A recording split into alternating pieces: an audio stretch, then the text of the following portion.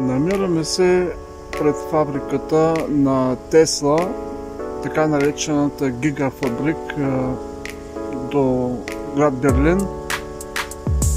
Минавайки край нея, реших да се справя за малко, за да ви покажа някои от нещата, които ме впечатлиха.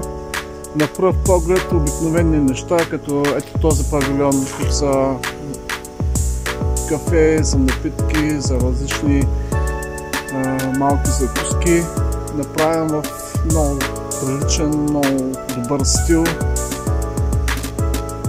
Съответно всичко, което е поставено, е направено с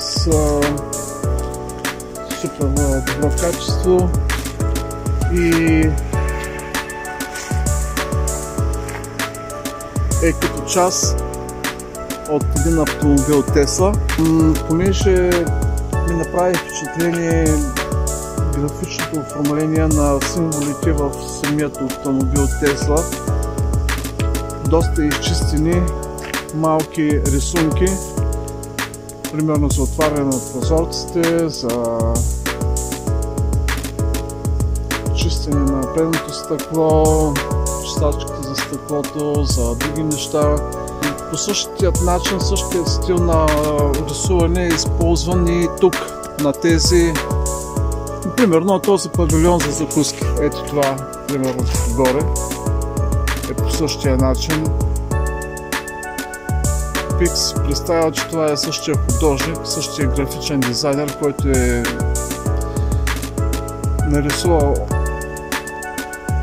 символите в самата Тесла. Той е нарисувал и тези неща, което за мен е приятно.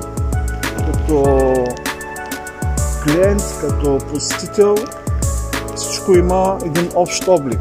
Доколко това обаче е признак за разнообразие, за творческо въображение, не знае. По-скоро един общ стил, който е изчистен, минималистичен и създава едно общо усещане за самата марка, която е също ето. Ако вземем, например, марката Тесла,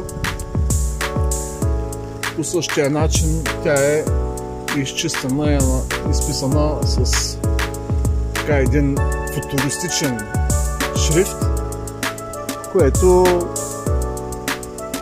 няма нищо лошо. Както синът на Тесла, синът на Илон Мъск е казал, защо да не направим кола, която да прилича като кола на бъдещето. Говори за този Cybertruck или Cybertruck, който е. Така че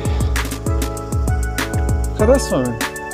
Принципът съм за изчистения дизайн и дори в 4:30 сутринта, в една мразовита сутрин на месец януари в Германия, съм възхитен този дизайн. Няма нищо лошо от това.